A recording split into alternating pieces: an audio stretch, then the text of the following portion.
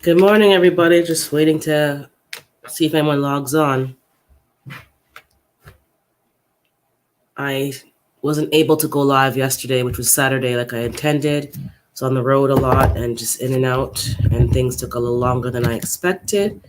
So I have an hour this morning before I have to leave, and just want to touch base, go live. A lot of stuff is going on in the news. So sometimes you just need to vent and talk to people and just, get things off your chest. Good morning. I don't know who's there, guys, but just say hey in the chat so I see who's coming in. Just want to have a little conversation. I woke up this morning. I only found out this morning what happened in Buffalo. Buffalo's literally like it feels like it's a town over. Good morning, my Renaissance grandma. Buffalo feels like it's a town over. It's like an hour and a half away. It's somewhere that I frequently go to if I need to go to the U.S. and I need things over the border. Buffalo, Pennsylvania are the first places that you would go. And to hear what happened, it's kind of like, wow, kind of feeling a bit numb. But I figured other people feel the same way with things that are happening in our communities. And we don't have to have a sad conversation, but just talk about reality, what's going on in the communities, man. You go to the store, and I'm just looking it up right now, and go to the store and somebody with evil intentions goes and just wreaks havoc. And, good morning, Lavender for Luck. Good morning to you both, ladies. I just found out about the shooting in Buffalo. I don't know what I can say. I guess I should watch my words about them. Yeah, well, it's in the news. I saw about the mass shooting in Buffalo. People were at the store. I'm kind of getting the pieces right now on my phone, and it just kind of made me feel a little bit, uneasy, unsettled. Because that's somewhere I would go frequently. Like I live in Toronto, and I'm an hour and a half away. It feels like you're in Canada still, in Buffalo. So it just feels a little weird. And I'm reading it's an 18-year-old person, a Buffalo supermarket. I'm just reading the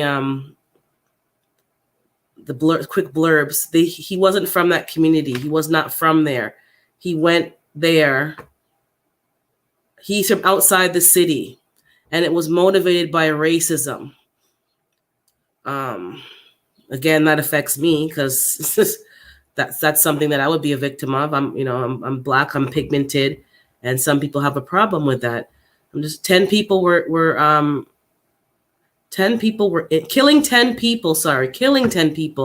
and he injured 3, almost all of them Black.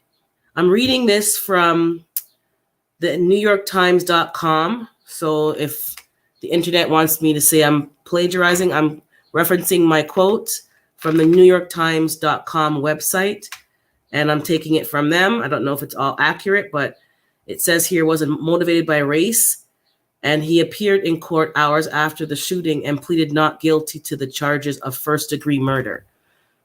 So you drove out of your way. Yeah, exactly. You drove out of your way. I don't know why I'm upset. Maybe I just need to I'm upset, yes, but I'm talking out loud just to dissect why I'm upset. And I'm upset because there's people who are unstable, who are sick, who are evil, whatever you want to describe it, mentally ill.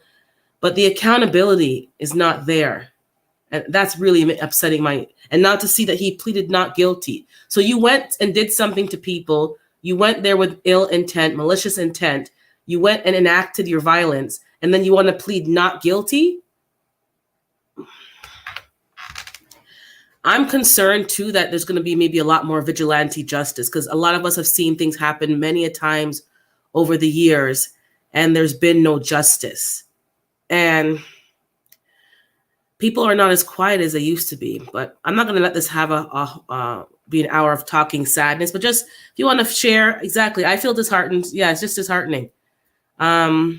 It's unfortunate. How does an 18-year-old who has their whole life ahead of them feel so convicted to go and take people's lives? I don't know. This is crazy. It really is. It just leaves a sick taste in my mouth. It's a beautiful day here yesterday and a beautiful day today. It's getting really warm here. You're motivated to be outside and garden. And then we've been locked down for quite a bit, in and out. Things are really starting to open up over here. Restaurants, outdoor patios, you're really starting to enjoy the outdoor weather and just feel like things are getting back to some kind of normal. And then you hear these things, man, I don't know, man. What's wrong? I don't know. Let me know what you guys think, but it's saddening. It's disheartening. It's discouraging. And then I'm thinking to myself, when I go to the store to get groceries, because I'm the main person that shops since the pandemic, because over here they only wanted one person from the household to really do the shopping. They didn't want you to go like you used to with your entire family. They didn't want all this exposure. They wanted you to just one person does the shopping, and you go in and you go out. You're not there, looking at every tag and every label and taking your time. Like, get your stuff and you leave. So I've been the main person doing most of the shopping. Am I paying attention? I don't think I'm paying attention. I don't know. If I don't know exactly how it played out, I don't think I really want to know how it played out. But when I'm out in public, am I paying attention? Am I, observing body language and behavior?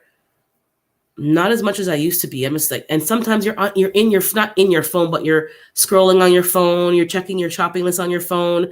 I have a coupon app on my phone, so you're on that coupon app to make sure that good morning, Miss AKA lady. You're in your phone in some degree, not on social media, but you're as an adult. I'm on the phone. I'm in the store. I'm looking for my coupons and my price matching to get the best deal. I'm not paying attention necessarily to who's around me. If you're in my personal peripheral, yes, I'm looking at you. I take a quick stock. Okay, male, female, but I'm not observing the big picture, what's happening down the aisle. I'm not observing. I'm not. I've been on an alert for quite some time now. We shouldn't have to live this way, but we do. Yes, you're right, Lavender. I haven't been on alert. I think I've been a bit, and I used to be when I was younger, because especially when your parents leave you in charge of your younger siblings, you're very, you talk to your sibling, they know the routine. If you get separated at any given point, this is where we meet, this is what we do. You had a plan because you didn't have a cell phone. So I think because I have a cell phone, I have my car, I'm not as vigilant. But suppose my sister and I are in the store together. Sometimes we split up to go get separate things and we meet up. What if something happens? I'm just talking about for those coming in who just came in. I was supposed to go live yesterday. I got busy, wasn't able to go live, wasn't at a standard location. I was all over the place. I said, I'm going to go live this morning and just, keep my word and touch base. And I just found out about the shooting in Buffalo. Yesterday, I was not on any social media. I was on Instagram for a quick minute. I uploaded a video, but I was not on social media. I wasn't on the news. The day was so packed and busy that I was not on social media. And even maybe that I need to improve. I don't want to be on the news too much because I find it very depressing, but I should know what's going on. Most times, so Ms. AKA saying good morning to Lavender. So good morning, everybody. I think I got everybody. Let me put the words up, guys. I'm just totally not even, okay. So she said good morning. Lavender said good morning.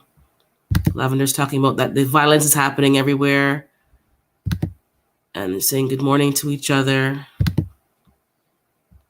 I just feel a way about it. I know you all feel a way about what's happening in your communities or what's happening. And sometimes you just need to talk to people just to get it off your chest. Because some people don't want to talk about sad stuff. They find they don't want to talk about it at all. But just want to vent a little bit, and just wake up. I need to wake up myself, because when I'm going to the store, if I'm the main, good morning, African Dreaming, just be more alert. I didn't intend to wake up and talk about this, but it literally, I couldn't believe. I'm like, this can't be right. I'm talking about the shooting in Buffalo. For those of you who don't know, just talking about, I'm feeling a little irritated. And I think I figured out by talking right now why I'm irritated. I'm irritated because people do anything that they want, I feel, and there's no accountability. Because from what I just read on the NewYorkTimes.com, the person went to court a few hours after the incident, and he's pleading not guilty. How are you pleading not guilty when you went there with your gun to go kill people and it was racially motivated? You did what you did, and now you're saying not guilty? Like, that's what's really, really irritating. Basically, it's pissing me off, but irritating my spirit. You went and did what you did, but you're now pleading not guilty. And then the whole justice system, I don't know, man. It's just like it's a waste. It's a game, man. It's AKA Lady. Good morning to you again. Most times we don't know we're on alert, but you feel it. Yeah. And I'm just thinking to myself now, am I on alert? The only thing I've been alert about for the last 2 years has been the pandemic. And there's, good morning, Lashes Journey. I'm just chit-chatting about the shooting in Buffalo, and it just upset my spirit this morning. And what upset me is that there's no accountability. I'm not saying what was done was correct. That's not what I'm saying. But I'm saying if you're going to have the balls to do something, whether it's good or evil, whatever the case may be, take accountability and ownership for it, and take the punishment and the penalty. You want to do all kind of wickedness to people, innocent people, and then you want to say, "Oh, it's not guilty," or "Oh, I have a mental problem," or "I have this," or "I have that." I was under stress, or I was under trauma. Like, I'm not diminishing all these things. I'm just upset that it's being used as an excuse to get out of the accountability. And I really just, I'm tired of it. And I haven't even been through half the things that other people have been through, but I'm tired of it. Miss AKA saying, I need to be more alert too and talk to my kids as well. I tend to avoid the news too. It can be I'm avoiding the news, but I have to at least get the alerts. Like, suppose something happened. Suppose, God forbid, something happened, the person crossed the border and they're heading to Ontario, or something happened in Toronto and I don't know and I'm not aware. And then I'm just driving around doing my errands and I'm not aware that, hi, there's a red alert in the area. Be caught or go home. Like, don't be out in the streets. Those of you who have kids, try to teach them situational awareness, and I've been on the streets and kids are literally in their device, whether it's a PSP or a plate, like literally like this. And anything happening even 3 feet around them, they have no idea. They don't know. They're bumping into carts. They're bumping into things. They're crossing the street and could get hit by a car because they're not paying attention. So we all have to pay attention. I'm up in the store, as I said, looking at my online coupon app, price matching, getting the best deal, not paying attention to what's happening around me. I try to go to the store either early in the morning, like now before 8:30 a.m., or late in the evening. Yeah, it may not have the best stock and inventory, and things may be touched up more in the evening, but I don't want to be going with the crowd. There's a lot of crowd going on, and you don't know what people are doing. So just be careful, guys. We all, we need a reminder just to be careful. There's people out here who are intentionally out to hurt people for whatever reason. Well, the reason is hate, but they're out to hurt people. They don't care about the individuals. They have this mentality and blanket everybody. And it's disgusting. It's really upsetting. The person, if you don't know, as per the article, NewYorkTimes.com, it was racially motivated. The 18-year-old man, I put the link up, guys, if you want to come up. The 18-year-old was not from that community. They drove there intentionally, found a community that they selected. The person had an 85-page manifesto. Oh, good morning, Cherie. Black's Tropical. I guess you have another account, so you threw me off there. Yeah, Miss Black's Tropical. We're just talking about what happened in Buffalo. I didn't know what happened till this morning. I was busy yesterday, didn't go live. And Buffalo is very close to me. It's an hour and a half drive. I go there all the time. It would be just like if you want to go to Macy's or you want to go to Target or anything like that, we would just drive over the border. You want to go to Dickies, the American shops that we don't have here, but definitely Macy's, J.C. Penney. I would just drive over to Buffalo. You spend even half a day, even the full day, even with the tax exchange and the currency exchange, it was worth it for us. You go to, Tops and Target and all those stores. I like Burlington Coat Factory. You just pop over to Buffalo. Buffalo's like being in Ontario to us.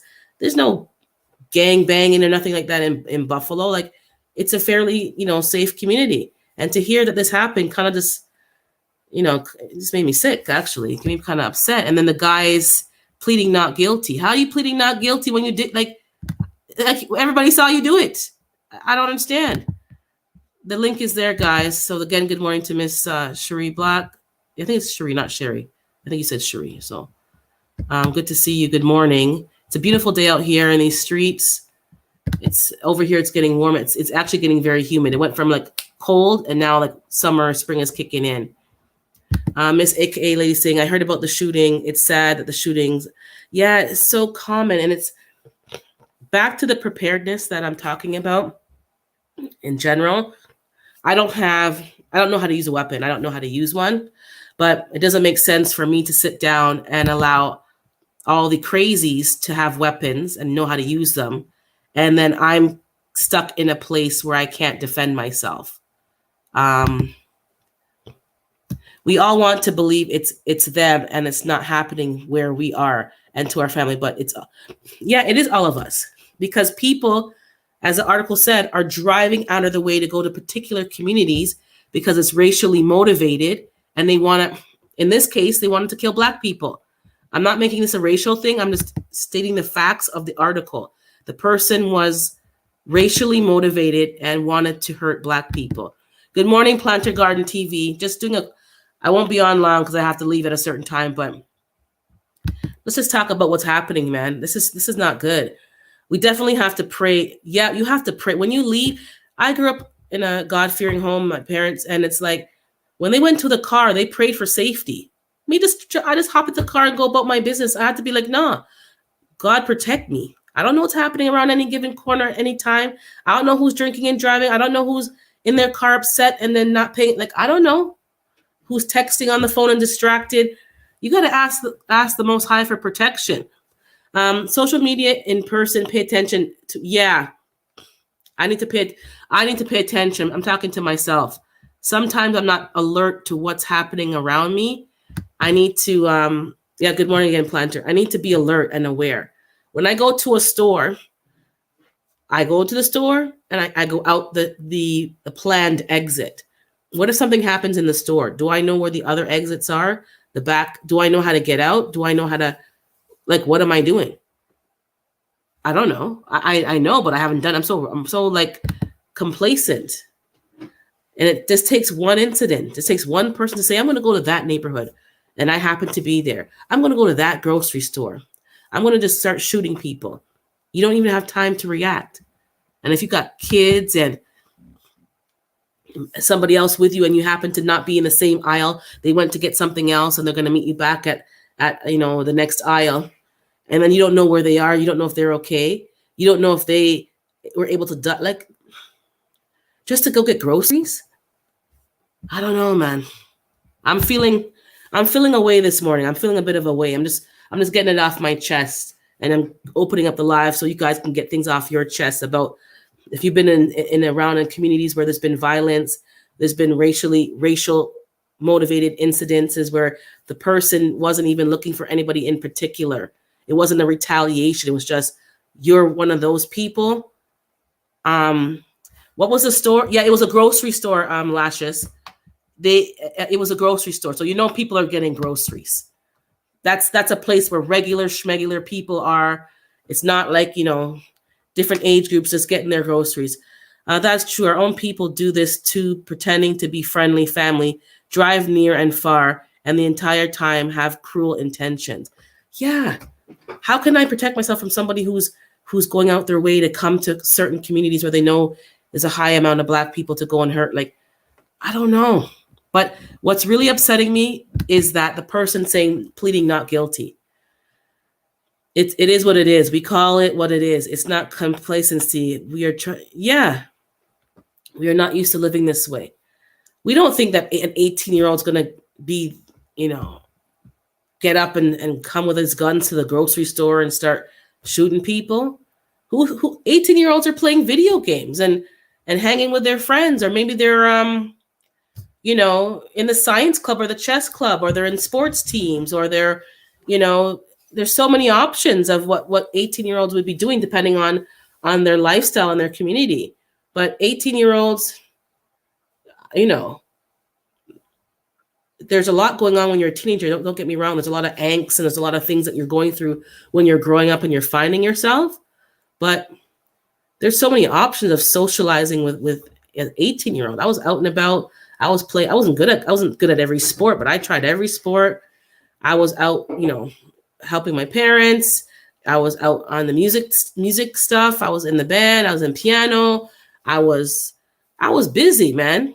I was exploring the city. I was volunteering. There's so many things I was involved with. I was involved in everything. He was 18, yes. Let me open it back, guys. I'm taking this from the NewYorkTimes.com. I think the window closed, so let me find it again. I'll just Google it, and whatever article comes up, I'm going to I'll reference it for the sake of referencing my sources and fair use. So it says at least 10 dead in Buffalo, New York shooting.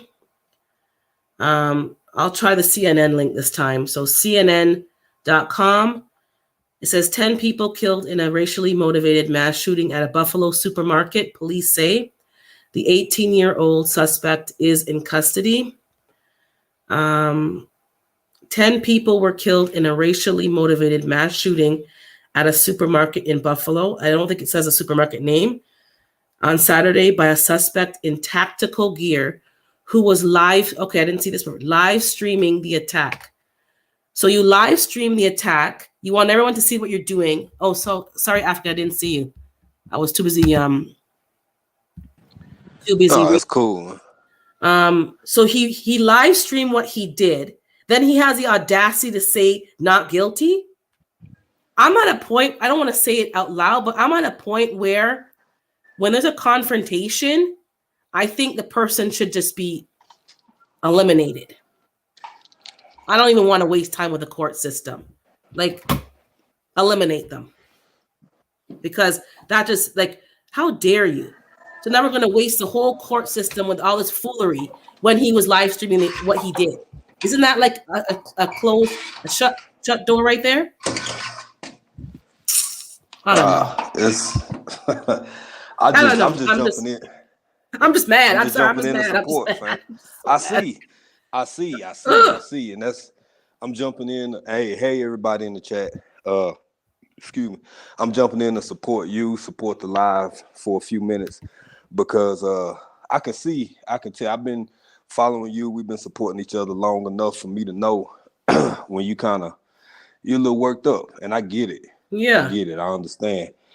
I just take some deep breaths because I'm taking take a deep breath and you move forward in life, but no, I'm not even saying that. I'm not even saying that. I'm not. I mean, you got to. No, I'm talking to myself. Maybe I'm just talking to myself. Oh. Not you saying. Okay. Yeah. Sorry. No, I understand. It is emotional. But I'm listening to what you're saying, and when emotions are high like that, it's overwhelming. It's sad. Mm-hmm. It's overwhelming. It can put you in a weird place, put society in a weird place, and peace to the family, peace to the victims. Condolences to everybody who's affected. Absolutely. Yeah. And for you, sister, well, I want to make two quick points before I jump off of here. You and I'll still be listening, but through your anger, I hear you saying something that at first I was like, what is she getting at? What do you mean by that? Because I don't know if it's just the frustration, but you said the thing that gets you the most is how the alleged or accused could openly make a plea of not guilty or whatnot. And I get what you're saying, Mm-hmm. but on the other half, and maybe this will be a little clearer once you calm down a little bit. Mm-hmm. You anticipating rationale from an irrational person and situation, because rational people typically don't do those things. I know Mm-hmm. what you're saying, like just get rid of them, X them out, but that's a whole slippery slope, which is where much of Yeah. I'm which upset. is where I'm much of upset. I know. Once I calm down, I I'll know be more clear. But you. it's Yeah, just you get so upset because you're just tired of the of same course, process. of You know. course, of course. I do. I'm picking up what you're putting down, and the other part of it is the thing that makes me so deeply, deeply sad is the other part of what you mentioned, um, about preparedness, readiness. Let me be aware of my surroundings. Let me have my head on a swivel. Um, a a person can only do that so much, and the things that I hear you saying are intended and meant for soldiers.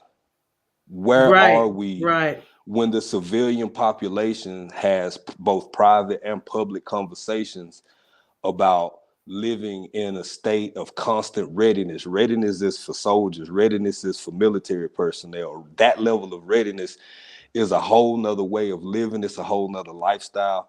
And when a civilian population is reduced to that level of daily living, I mean, that's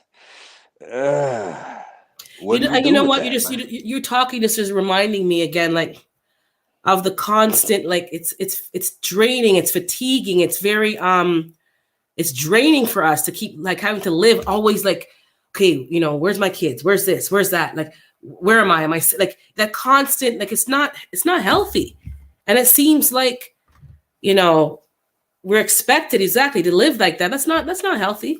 To have to be It's watching not your healthy. back every second, like.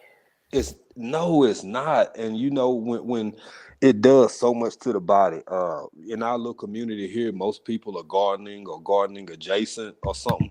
And it's good to put emphasis on our food and what our caloric intake is and how many Mhm, fruits and vegetables we consume. Just healthy living, right? Trying to live clean. mhm, But we can never disregard as a society the level of stresses that these types of events, constant events, puts on society, because it does two things, two very profound things.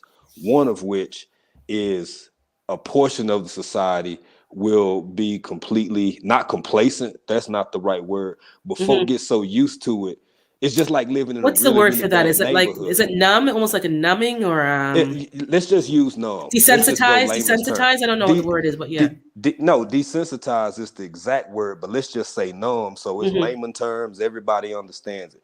So you got a big chunk of society that has gotten and grown completely numb to these activities and events, and Hmm. then you have the other half that's like super they hyper focused on it. They fidgety, they worried all the time, and but both of those do two things.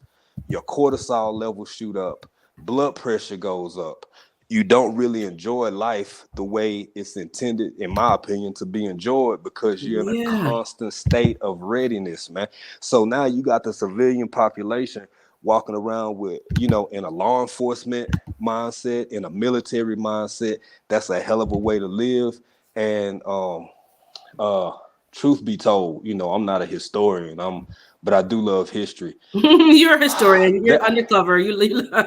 no, no, that there have been so many societies that this exact same period or phase has went through, and empires have risen, empires have fallen. As I'm not going to go too deep into that, but these states of existence were very common towards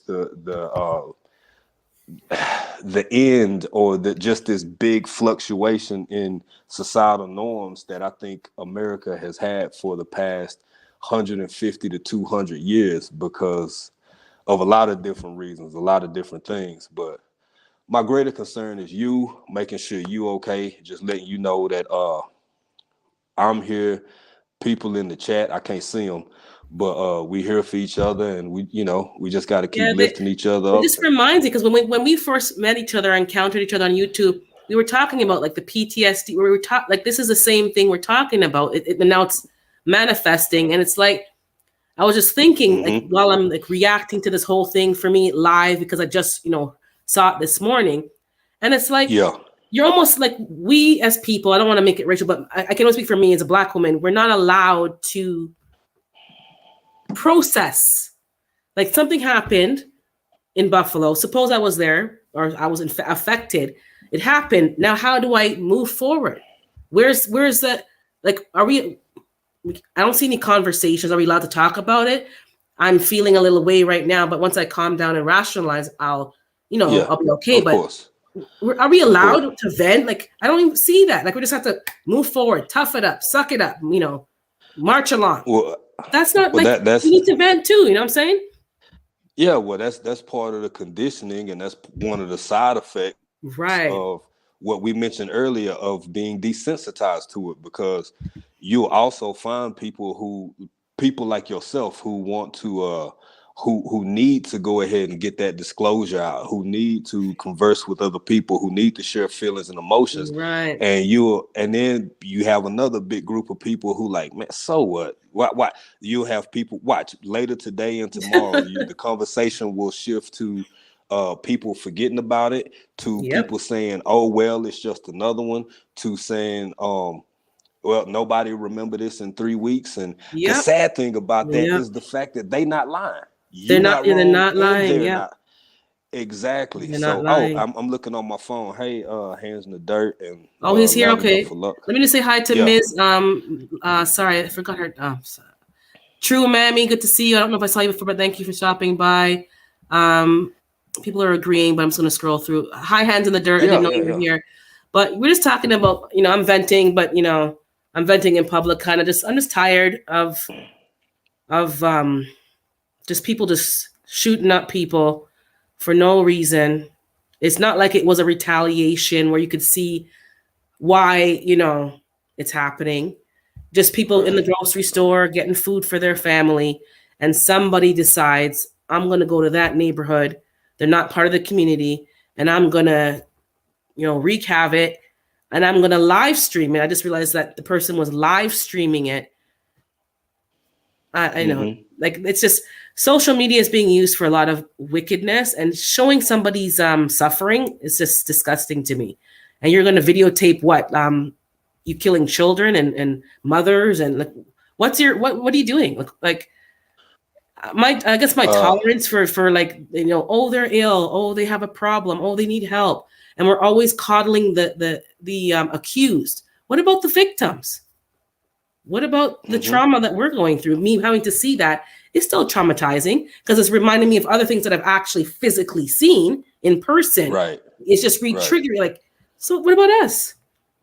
So he gets to plead not guilty, go through the whole court system, get meals and pay. Like, I don't know. It's just the system. It's the whole thing that's kind of irritating me right now. It's just a bit irritating to me right now.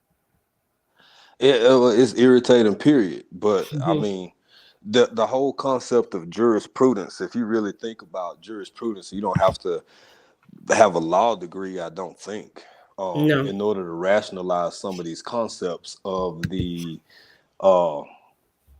design and implementation and forcefulness and ways that laws are constructed, depending on your, I don't know how things work in Canada, but in the States, depending on your city, county, province, or parish, or whatever. There's differences. Absolutely. And the law is very, what's the word? It's very slippery because something happened here a few years ago. I'll just give a synopsis because, but the long and short of it is that a Black young guy with a basketball was playing in his neighborhood, but I guess the off-duty officer thought that he didn't belong in this neighborhood. Again, racially motivated. He was just playing basketball, and he had some other friends there that were not Black, and the cop chased him down because he didn't answer his questions.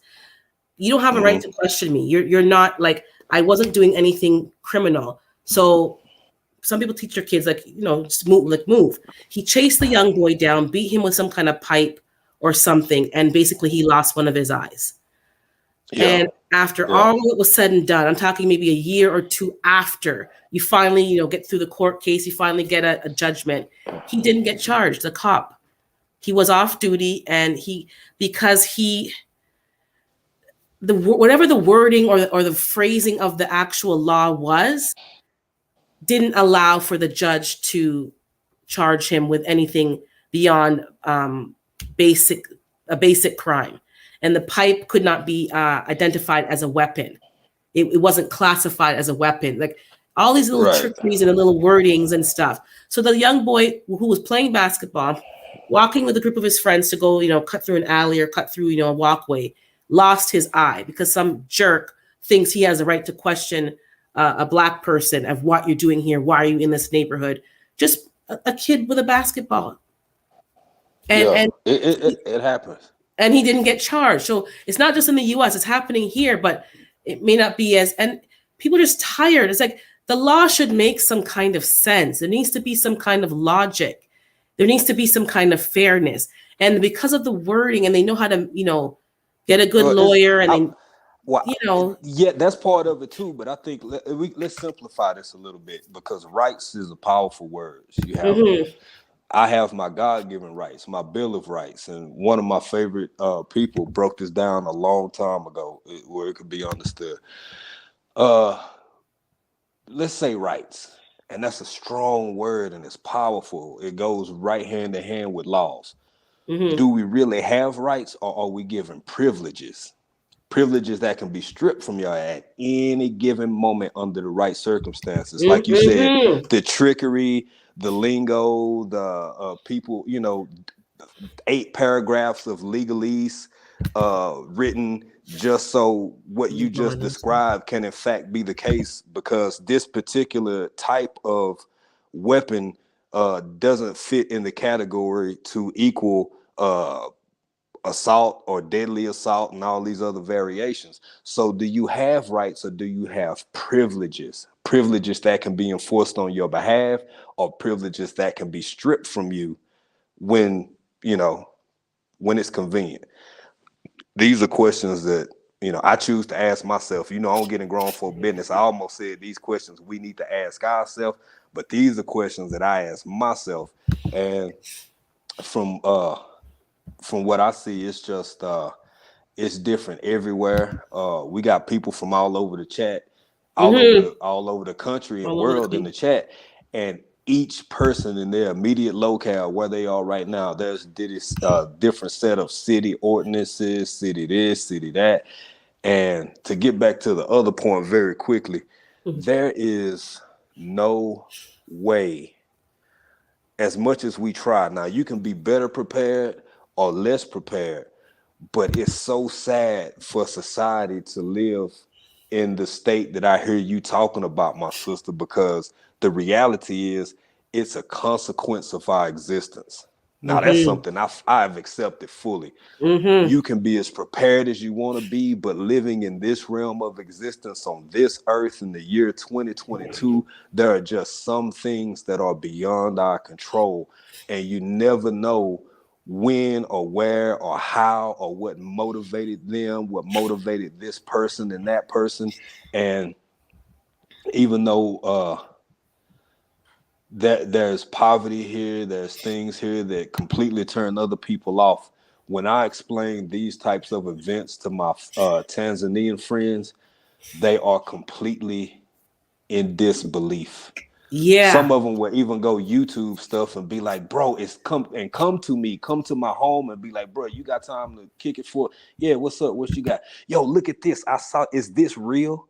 Do these things really happen over there? And hell yeah, it happened, man. So, we get to have those conversations and stuff, but the rest of the world really, really don't deal with this like back in the States. And I'm just thinking here, like, I'm trying to keep myself from like turning into a vigilante. Because if you go through something or go through trauma or whatever, like repeatedly, it's either, yeah, you're going to become numb or people are going to become vigilantes. And that's not good either, because Both. you're trying to think as the generations go on, like my life should be better than my parents' experience, especially when it comes to racism. But unfortunately, it's more political, it's more sneaky, it's more evasive. Then you're expecting like your god kids and your nieces and nephews to have a better time. Hopefully. Right.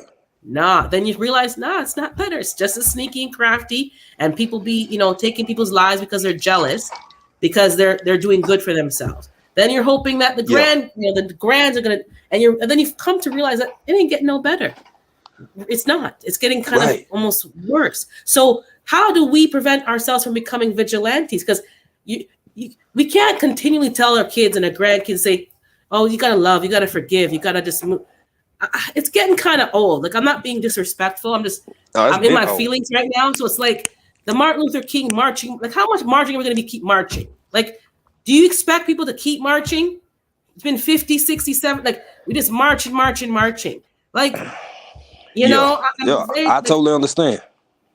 Like, I'm not saying I'm going to be vigilante, but I'm trying to constantly remind myself, okay, you can't control people. It's a one-off. It's the person's not obviously in the right mind. Exactly. They're not in the right frame of thinking. And I want to live a positive and happy, enjoyable life. But there are going to be other people who are going to be like, you know what? John Q, I'm tired of nah. Well, I'll tell you this, sister. I'll put it like this here, man. It's just my opinion. Two things real quick. For one, you absolutely right when you say it's old. Some measures have been tried and not so true. But to begin with, I'll say that that hope, like you just mentioned, the generations and the kids and the grandkids and so on and so forth, aspiring for that does two things. For one, it keeps the inevitable from happening more rapidly, and in addition to that, in my opinion, it also gives people hope, because without hope, you hopeless, and a hopeless person is that's a sad state of affairs. And it also keeps things a little bit more level, because again, it tends to retard the progress of the inevitable. And speaking of inevitable, in my opinion, you ever seen two old folks sitting back? They just sitting back on the porch and they watching kids jump off the house or something off a corner of it, and they know when I'm gonna get hurt. They done said stop 3 or 4 times, but they just watching these kids. And they I'm picturing it, guy. I know exactly. If you can't learn, you must feel it. Exactly. That's why I stay out of grown folk business, because I'm just sitting back looking, and I see what's around the corner. I don't have the power as one person to intervene and change much, outside of sharing my thoughts with like-minded persons who care to hear my experiences and how I feel about it. But outside of that, sometimes them old folks are sitting on that porch just like myself. It's not gonna end well.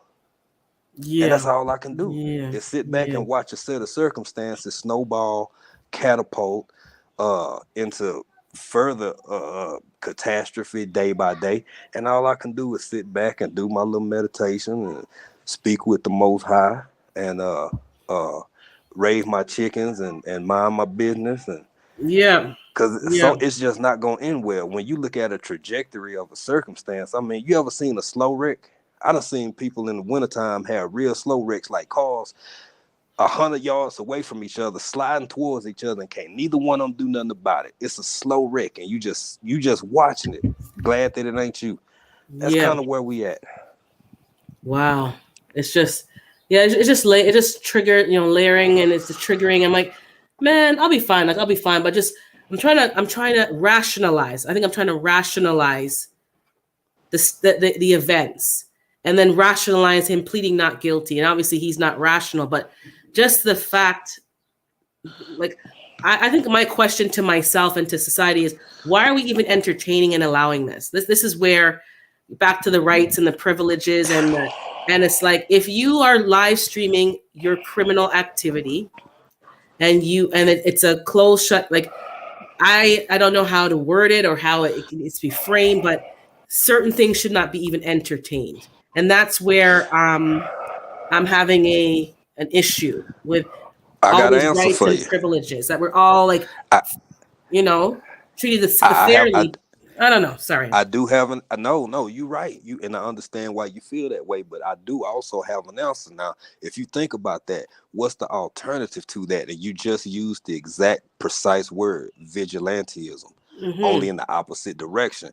So I'm not saying it's right or wrong, and I damn sure not saying it's working. I'm not saying it's working, but I'm saying the alternative to that. There are places on this globe, there are countries, and there are societies where it ain't no whole bunch of hubbub and we finna talk about it and you finna get 2, 3, 4 years worth of meals. You do the right, wrong shit, they finna take your hand. You do the right, wrong thing, you finna get whatever come to you. So that's a whole nother, you know what I'm saying? Yeah. Yeah, it's a slippery slope, man. So I you see got, hands in the dirt saying he doesn't plant a seed without having his on him, basically, because you don't know what's going on in people's mind. Exactly. Straight up. Being exposed to this community, it's like I was never really thinking about getting a weapon or getting any kind of but then it's like, hello, it makes sense. If all of them people got the guns, all of them people got and I have what? My cell phone? I have what yeah. 911? That's my solution? Yeah. Right. And not, I mean, in my opinion, because I'm big on 2A. I don't talk about it much. I let other folks do that because it's enough of them doing it. But absolutely, I'm 2A. And also, well, because you're American, that's the cultural difference. Because Americans are known for right to bear arms. I'm in Canada. We're known to be passive and just negotiators. But now I'm realizing yeah, that's true. There are some people, there's no negotiation. If they're coming in your house or coming anywhere with their pow-pows and all their, high end, and they don't have no cheap stuff. These people have high end equipment. And you have your cell phone to call 911. You're going to wait 10 minutes. I have a machete, but that's for close combat. It stands to reason. Like, I'm thinking logically. I'm not saying I'm promoting anything over the other. I'm just saying if all of them people got the tools, the power tools, and all I have is my cell phone to call somebody else to come with their power tools, I'm putting myself at a disadvantage. And that doesn't. Now that I'm thinking, I'm like, so that's why I'm like, I got my stuff going. I'm getting enrolled in the classes. At least I can defend. I may not win the battle, but I can at least defend myself in some capacity, because these people are, I'm a country boy, so I like being out in the woods doing my practice and with my tools and whatnot. Yeah. And I've never been real big on ranges, but the one good thing about a range, you said you finna start classes. Don't just get something that's super comfortable for you. You need that. You'll probably be a little Ruger 380p. I don't know how big your hands are, but I digress. I'm a size 9 women's hands, whatever that means. My glove is size 9. Well, what else I want you to do, if you got hands the size of a baby, or if you got hands the size of Shaquille O'Neal, learn how to pick up any weapon that's in front of you and know how to operate it effectively. I don't care if it got a charging handle. I don't care if it got a trigger. I don't care if it's a crack barrel. Whatever it is, know enough about any weapon that could get a SKS, Kalashnikov. Know how to pick it up, use it, and operate it. Yeah, please. That's what I'm gonna get, because the last talk we had. I think it was me, you, and Hands in the Dirt. I think we were in your live. I can't recall, but he was talking about hunting and processing a deer and all that stuff. And then Starduster was talking about like, how does she learn to hunt? Like, who can she go to? So after that live, I remember that. I went online and I found, like, I'm thinking, yeah, she's right. I'm not gonna just go out into the woods and let me go hunting. So I found some classes locally if I want to do like hunting, and they show you how to process, and you can go in a group, and they'll take you out and I guess show you basic stuff, getting comfortable with, I guess, the terrain and being quiet and all the different steps. So I'm like, she's right. And it's like, what am I doing about it? Am I going to sit there and just say, yeah, that was a great talk, guys. That was a great live. No, I got to take it down to the next level for me. So exactly. Exactly. I appreciate the conversation and what, because it's true. I gotta, I may not be comfortable with it, but I gotta start becoming comfortable and quite aware of how to handle exactly different types of machinery, different situations, being comfortable carrying it, how to practice safely, how to have, lock it away like there's all kind of layers to this. But I need to learn, and I can't just learn by watching action movies. It's like some of us think you can watch an action movie and be like, yeah, no, that's TV. That's rehearsal. Exactly. That's all that's not real. And I'm glad to hear you say that, because sometimes people they conflate different parts of a conversation. Knowing how to be proficient with a firearm for the sake of your personal safety and your property versus being excited about the concept of terminating a human life are two completely different things. Yeah, exactly. And somehow they get thrown together, and those are two completely different things. Now, anytime you send that projectile leave that barrel, its intended purpose is to destroy whatever it hits, period. Okay, we understand that. But just because you choose, especially, I want to say especially as a woman, especially as a responsible potential future gun owner, I mean, this is something, I used that G word on your live, I'm sorry, weapons owner. I don't know what the proper word is. I'm not sure what's allowed, but I guess weapons, weaponry, or I say power tool, whatever. Yeah, my apologies. But I think that's good, because at the end of the day, if you're in the gardening, preparedness, two-way, whatever, and you find yourself in a position where your link to life is through that cell phone, waiting for somebody else to come be your help, then it is what it is, man. It is what it is. Yeah, waking up again and just seeing what's out there. But there's a lot of concepts out there that misconceptions that we each have, like even back to the weaponry, exactly. Like I think Hans said it best, weapons don't kill people, people kill people. Absolutely. This conception that, like this arbitrary statement that, oh, they're bad, these things are bad. No, a cutlass is not good either. I can chop up, a plant, and I can chop off your arm. It's me as the user of that. Exactly. I have been conditioned to think they were, that's bad. That's eating. But I'm thinking, hold on. If all the bad man them have all the high end tools, no, so that you have to equalize. You're trying to equalize the situation. And exactly. That's I want to touch on some hypocrisy, but I got to say, man, I love when you get excited and you break off into patois a little bit. That accent get me every time, boy. I love it. I love it. But yeah, and I'm glad your views are changing, because look here, these folks, especially folks who like, no, oh my God, guns. Tools. Weapons, whatever. Guess what they can afford? Security. That has the exact same thing that they say don't do. Infrared, exactly. All this kind of exactly. So my alarm system is? My alarm system is some bells hanging on the doorknob, so that if somebody moves the door, I'll hear a chime. That's what I have. But and I have I do some foolery, you have some cans in the way, so that if somebody who doesn't live in your house, they don't know the cans are there, and they're going to trip. Exactly. That will give me 30 seconds. That will give me 30 extra seconds. But if I'm fumbling here and fumbling there, so that's my security. So people have a lot to say, and then I have to constantly realize I've been conditioned. You don't realize how conditioned you've been. And we all have to self-assess. Why do I have my particular views? Are they really my views, or have I been conditioned? And then even with the weaponry, I've been conditioned with the news. Gang this and for instance, Buffalo. We're talking about the Buffalo shooting.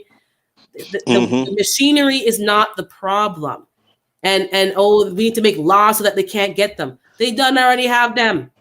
You're the one selling it to them. Please, stop lying. You're the one selling it to them. So and all the customs officers. I know all the dirt. You are the ones involved in the process. The problem is Yeah. mental health and the people who are doing these things. You're pointing the blame at the wrong thing. It's an arbitrary, Yeah. innate object. Who's handling that Yep. object? That's what you need to be discussing. Why does an 18-year-old have this? Why does an 18-year-old have an 85-page manifesto? Like, this didn't just happen yesterday. This has been happening. So somebody must have saw some erratic behavior in this individual. And Possibly. I'm not blaming us. I'm not blaming anybody. I'm just saying we are so conditioned. Mind their own business. And you're right. I do agree with you. Keep out of people's business. But where's the alarm bells in our mind going off saying that person ain't right? Someone look off of that person. Well, I agree with you. And as an advocate of minding your own business, you know, y'all know I'm getting grown folk. I honestly think, sadly, that shit done sailed, baby. I think that shit has sailed for it, and partially because of exactly what your whole life is about. The event that happened. I want to say last year it was 240 something mass shootings. I think what categorizes a mass shooting is hell. I almost like going to church when 3 or more come together. So when you have at least 3 or more deaths in one isolated event, then that constitutes a mass shooting.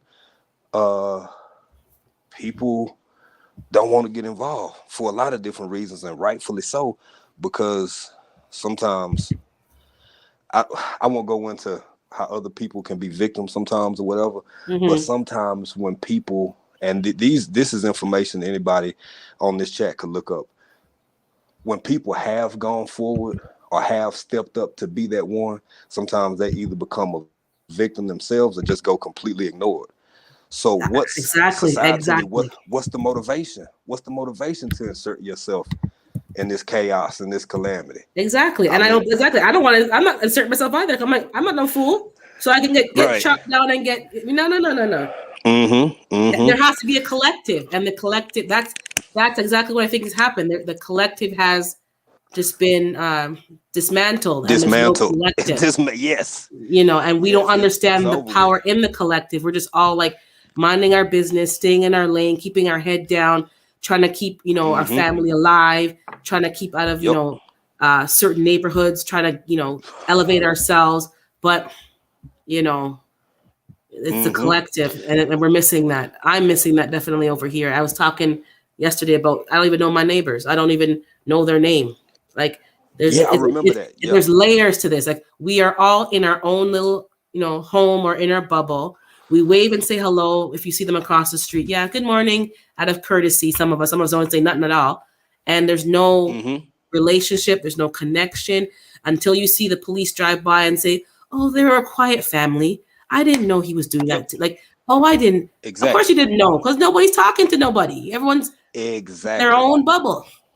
You say good morning, you say good night, maybe, and you move on, and you just have your drink and you mind your own business because you don't want to be involved, or you don't want to step over boundaries. You don't, and I got an unpopular opinion societally that I could probably reinforce if I had to defend a paper on it or something. But going from let's take a societal look, socially and leaders set aside the socioeconomics for right now.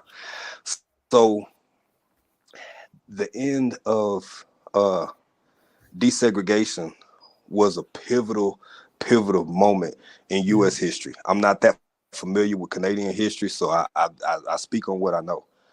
Now, well, no, it's American. Definitely, it's American, because you guys are the ones that had the I guess it's the Jim Crow laws and all those different laws. Canada was part of the Underground Railroad, and they went up here for freedom, so it's different. But yeah, exactly. We're quite aware of that. So when that happened, now you have a mixing of backgrounds and cultures and this and that, which prompted people. You may share a neighborhood, but you ain't neighbors. You may share a block, but you ain't neighbors. You may live in the same cul-de-sac. Yeah. So me being born in the 70s, I had the opportunity growing up in one of those deep Southern all black neighborhoods where, you know, people 3 streets over had not only knew my grandma and my grandfather, but knew, you know, my mom and them when they was a kid, and knew all my aunts and uncles. So it was like an extended family. And I won't just say that for Black Americans. It was the same way for Hispanic. Growing up in Texas, I mean, you got a whole bunch of not only Hispanic cities and Mexican cities, but Mexican Hispanic neighborhoods. And then you had, because of the segregation, which was long lived, you have a lot of European neighborhoods as well. So now that you got everybody together, ain't nobody together. Ain't that amazing? Ain't that something? So if you wonder why you can't be close, or why you don't know like how you used to know, and everybody remembering the long ago, you know what I'm saying? That's why. That's why. And it's an unpopular topic in many cases, but that's usually what's going on. I had an opinion about that. And again, I've come to realize that my opinion may have been skewed, because you're taught, I don't know if it wasn't my parents that taught me. When I say taught, I'm just saying, I guess, influenced by society. Like, I remember watching that movie, Separate But Equal, when they're trying to get the schools integrated. And all these documentaries and stuff. I like documentaries and historical stuff. And it kind of skews your opinion, because you're made to believe that equality and uniting, it was better for everybody. But it wasn't better for Black people. I don't really think that anymore. I think that there was infrastructures in place for Black people, and when it was when everything was united and separation was eliminated, we lost a lot of those infrastructures and businesses, and I don't think that was really communicated in some of these documents. It wasn't really communicated, and I think it was James Earl Jones when I started watching some of his old stuff, and I really got to see, okay, I get it now. Like we had our own bus companies, we had our own taxi companies, we were working schools together, and teachers, you know, and integration gave I guess the rate, the KKK, whatever you want to call it, those people power now to select who is now integrated, who gets the job. Like, it wasn't really equal. There was a lot of, and still is, even, and now that's what I'm experiencing now in my country, systemic racism and underhandedness, and the system being used in a way that's unfair. And then when you see it, even the housing industry, because that's what I started to observe, and the mortgages, and giving people higher mortgages for living, for their, basically just for their race, no other reason. I'm living proof. Undervaluing their home intentionally just because it's owned by a Black person. So that now we as Black people have to take all our Black art down, take all down our Afrocentric stuff, because we know how the system works. So this integration, and good morning, anyone I miss. I'm talking. I don't want to cut with hi, but hello to everybody. Thank you for coming. And we're just talking about some deep stuff right now, but like the system, and that's what now my generation is experiencing, the underhandedness of the system against us and being used against us racially, and the integration that we thought, that our parents thought would be so wonderful and so beneficial, that hasn't been the result that they thought they were going to get. And well, you know, that was actually in the States, that was actually the I won't say the desire, that was actually the trajectory of a very small, powerful portion of the Black community, as far as like, because what's the name of the book by King? It may be Where Do We Go From Here? Maybe the name of this book, where he questions, gets into his own thoughts, and gets real philosophical about, you know, what will this mean for his people in the future. Yeah, I think that's the name of the book, Where Do We Go From Here? Okay. But I think it might be a Beacon Press release. I'm not sure. But also something that you touched on always takes me back to one of my favorite books, Dr. Carter G. Woodson, the miseducation of the Negro. Yeah, But I the haven't thing, read. You know what? I have books on my shelf that I have not read, but they're on my shelf, and I need to go and pick read them them. up. Hey, when I do that, when I start slow reading, and I don't even have all my books over here, we still have some stuff that we have to go back to the States and get. But uh, when I do that, I'll just pick up whether it's a novel or whatever, and I'll read it like an anthology. I'll just pick a page or a chapter and just start reading it like going through it. But I want to say this too. What we're talking about, the fact that it's so present in so many people's minds, telling me that it's reached a point where it's already been surpassed in a large way. And what I mean by that is your recognition of everything you just said, my contribution to the conversation and what I've said, and then other people and thought provokers or whomever. Um, we at a point now where we had that. We had desegregation, we had integration, and that's been 40 plus, actually 50 plus years now in existence. We see what came of that. Oddly enough, in 2022, I believe that America is at a point where you better find your village. So the systems that have existed, they've existed and they're gonna be there. I don't care if you got Korean neighbors on the right and Jamaican neighbors on the left, and the people right across the street in front of your house is white, and there's some Mexicans next door to them, and some folks from Bolivia next to them. Man, you better find some folk. I'm getting in grown folk business. No, I chose you to. have an opinion. There's nothing wrong with that. I choose. I choose to find people who gonna fit into my village. Damn what you look like, damn what your color is, because things are so messed up and so far gone that if you don't find like-minded people, it's gonna be hard for each and every one of us to survive, in my opinion. Not only now, but progressively more so in the near future. Find people who garden. If you ain't crazy about using those things and using those tools that we talked about earlier, then find somebody to take their time to walk you through and show you the steps until you can gain some level of comfort. Um, if you're not a green thumb person, then hell, make sure somebody in the crew is a good mechanic. If you don't like doing mechanic work, then make sure it's, maybe you're the one who know a little bit about medicine and herbalism, and Mm-hmm. because it's other people been doing it. Other communities have been doing it in large way, but we've melded and meshed together so much and fell into what I call popular culture, that some of these old ways of living and old ways of surviving are just, I mean, I think I again, I think we've been programmed because as soon as you work with somebody of your culture, there's skepticism and there's mistrust. And where did that come from? Because even I'm noticing it in myself. Where did that come from? I was taught that from somewhere or something. I was taught not to yeah. trust and to work with my own people, to the point that a lot of people that I know choose other races to work with and do certain and hire them for certain work. That something was Can I programmed. can I share a theory with you about that? Yeah, yeah. That again, we don't have to do a deep dive into sociology on this one.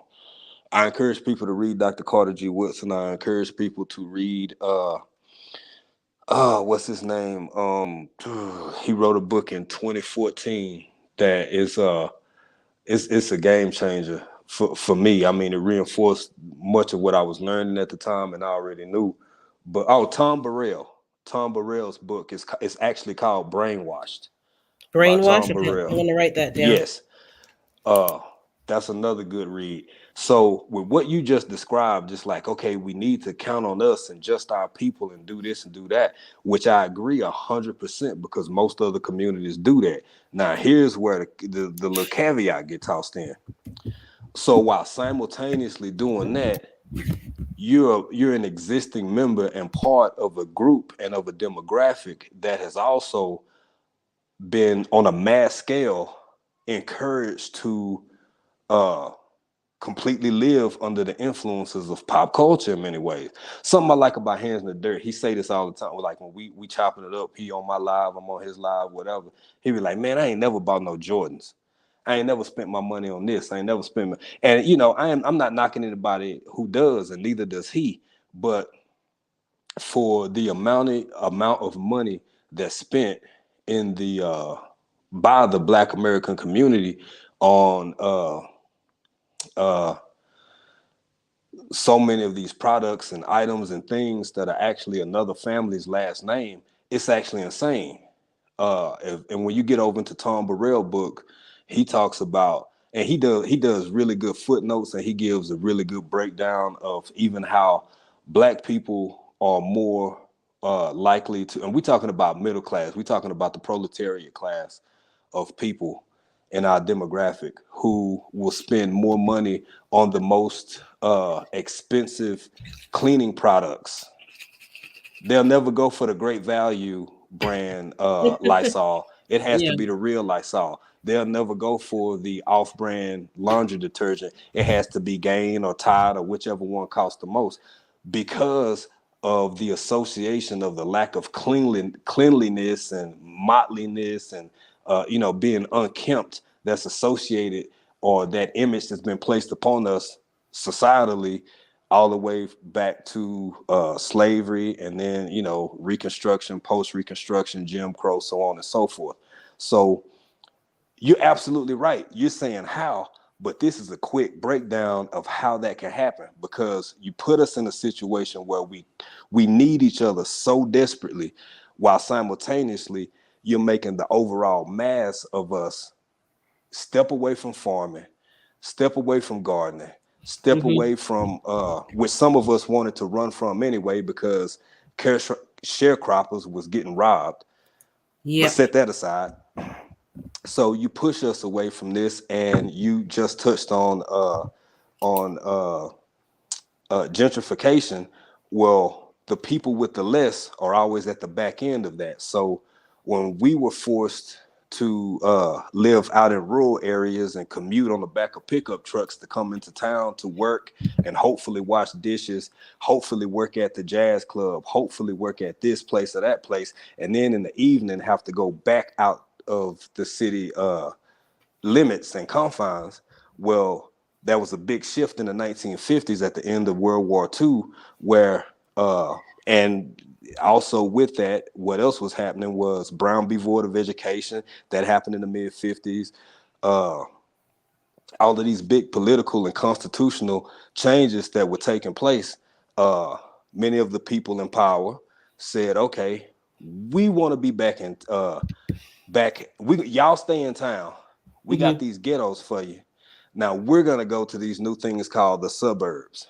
So you had this mass outflux of that demographic from the urban population out to the suburban population, and so now you have a heavy concentration of all of these Afro-Americans, Afro-Cuban, Hispanic, whatever, just different quote unquote minorities living in these urban centers and urban areas that were allowed to go dilapidated and crime ridden and yada yada yada. But I hope that helped answer a little bit. That's how you could do both at the same time. Need your people while at the same time your people getting duped.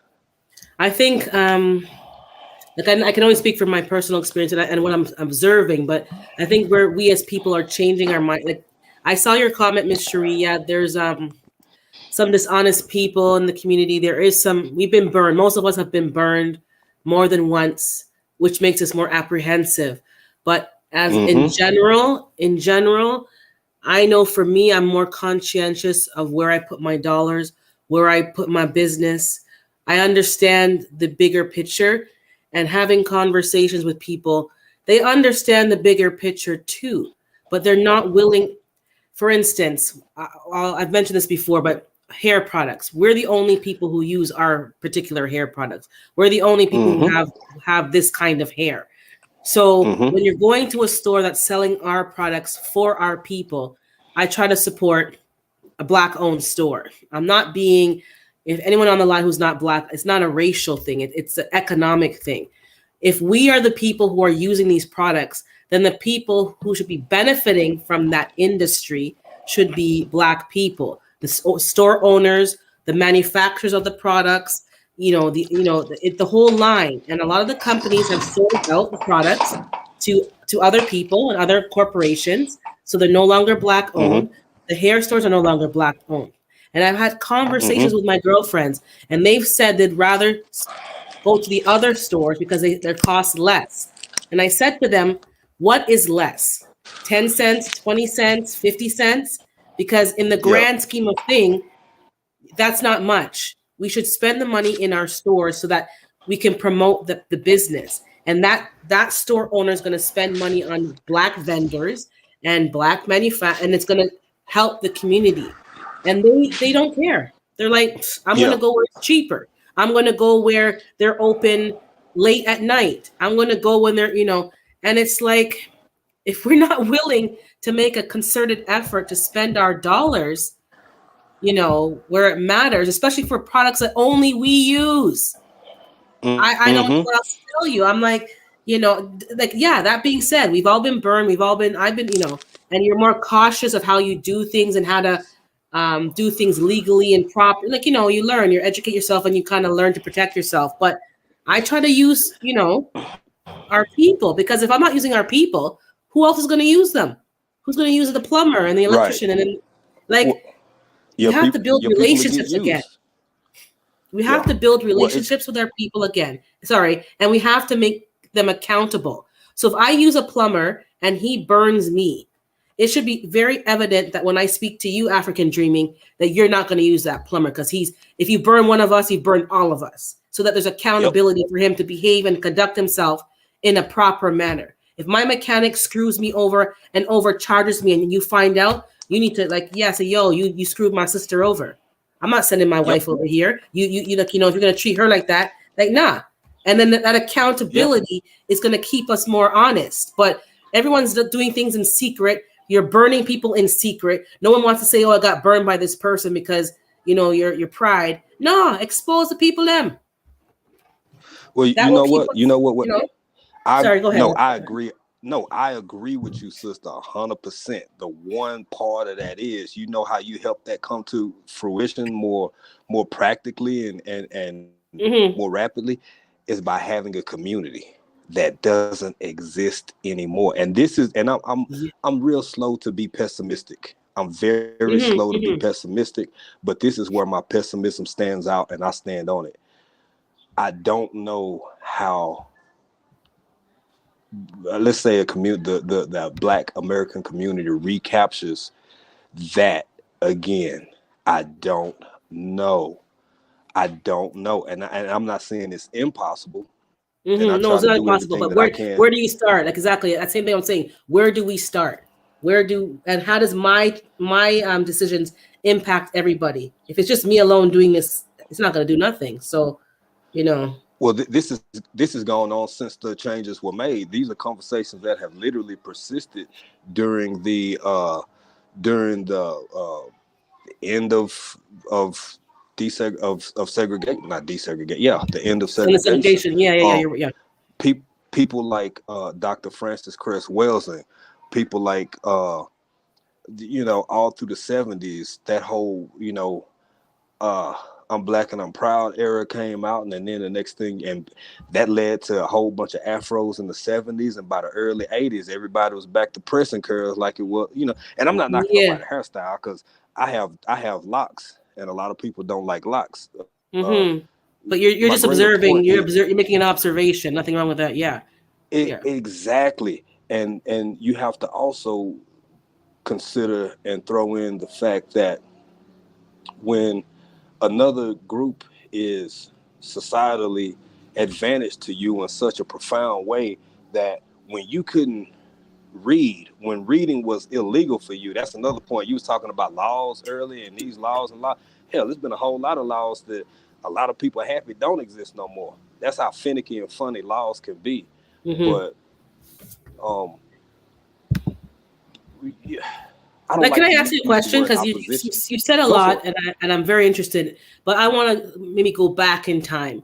How did you yes, please. become interested in, like, you're giving names, you're naming books. Who got you down that path? Like to read these books and to know these people and to like people may assume, oh, you're a country boy, like how did you get? But Mm-hmm. I'm asking genuinely, how did you get exposed to this? Because this is a problem. The exposure of the next generation. If you ask them about Cardi B and ask them about this, that, and the third, they can tell you. But if I ask them about Mm-hmm. the book back like the book Black Like Me that I read, the book Mm-hmm. the Book of a Negro, Lawrence, if I mention things to them, they don't even know what I'm talking about. And Right, is like, right. how did you get into this or choose to educate yourself, or who influenced you to kind of go onto this particular path? Well, for me personally, it started with theology. I grew up in a deeply Southern Pentecostal household, and my passion for theology led me to start reading a lot. As I read a lot, I had some things that really didn't jive with me the way I needed them to with regards to scripture and this and that. So I branched out and started studying other religions.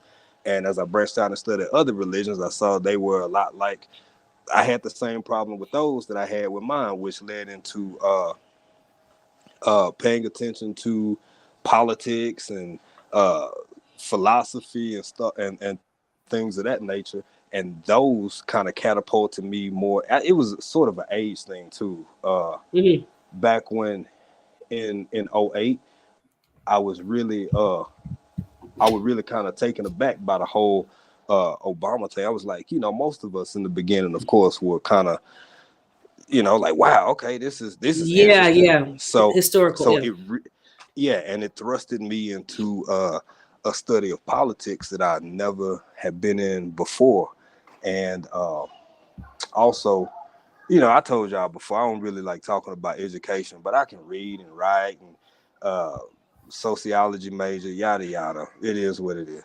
No Mm-hmm. big deal. I don't even like really getting into that because an education is an education, and then you get into the conversation about, well, who wrote the criteria, who wrote the standards Yeah, of yeah. education and all of that. That's why I kind of let it go.